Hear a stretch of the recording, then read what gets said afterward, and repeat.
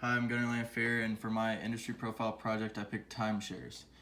Now, timeshares are very often within hotels and are not their own separate building or necessarily property, but they lie within the hotels, and people miss them often when they think about travel and tourism.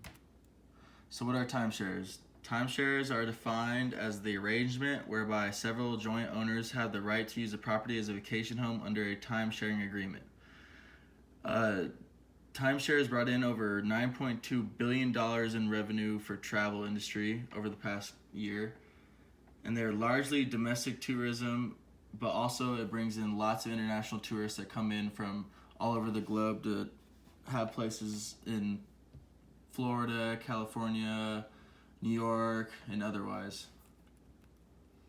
So the importance of timeshares. Timeshares have been rising every year since 2008, and they were previously rising before that from 2000 until the recession that hit in 2008.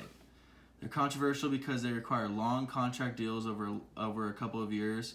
You cannot get out of these contracts very easily, and you sign. It's almost like a house payment. It's like a mortgage, and it can be very hurtful for one's bank account if they cannot afford this.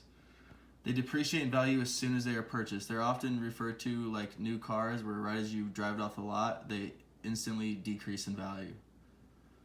Many people fail to maintain these contracts because of property tax. That is why most people can't fulfill their timeshares and have to somehow try to get out of a contract early because they cannot, because the property tax is so high.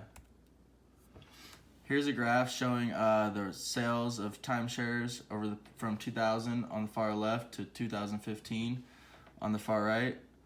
It steadily increased every single year until 2008, which was right here, and then 2009, so the recession hit.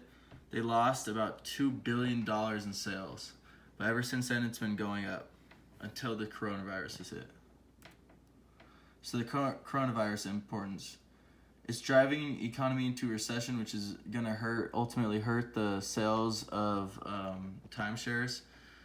Which last recession, when it hit, it decreased the timeshare sales by $2 billion. So people are preparing to see that kind of importance on the impact of the economy. Could cut sales of timeshares in 2020 by almost half. Not many timeshare owners will be able to pay their contract deal because of all the employment and unemployment and other things that are going on, and the shutdown within the businesses. Not many people are going to be able to pay their contract deal, so they're going to have to either find a way out early or try to get out of their contract. So timeshare companies are buying as many timeshares as possible, trying to save their companies. This is prevalent really with I read this from Hilton. Hilton is trying to buy all their timeshares back while they're cheap and while nobody's buying them, just so they can try to build some capital so that if they do go under, they have some real estate for that. And international tourists cannot use these timeshares because they cannot travel, because the traveling abroad and overseas is frowned upon as of right now because of the coronavirus. Not many people are coming in if they have timeshares from out of the country, or if they're leaving this country to go to timeshares. So that's also a big importance on people not going to their timeshares. So here are some benefits of timeshares. Owners are typically older and try hard to keep up with payments. They're usually not going to try to skip payments. They do their best to try to maintain their property tax payment and everything else that comes along with it. Many new resorts are dedicating part of their units to be owned as timeshares.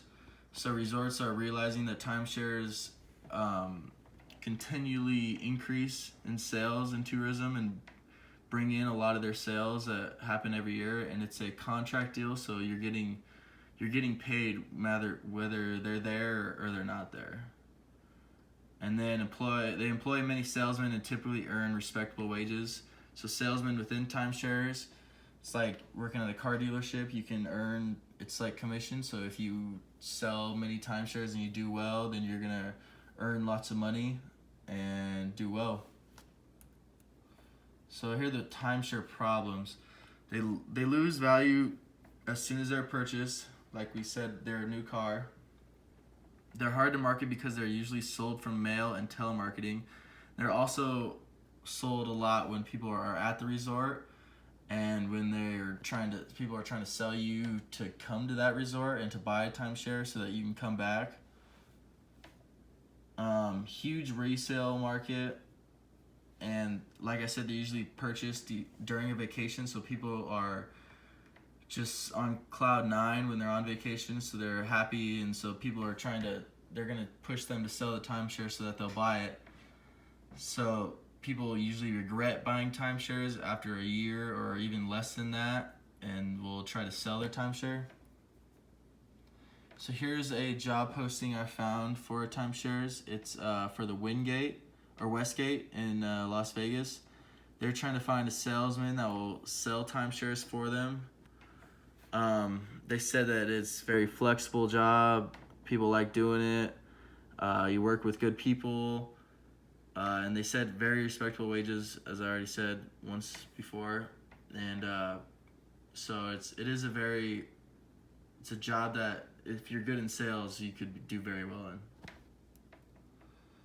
There's more about the job posting. It allows salesmen with the ability to try to pitch prime real estate to potential buyers, earn commission but earn respectable pay, and flexible schedule with fun working environment. And these are my references.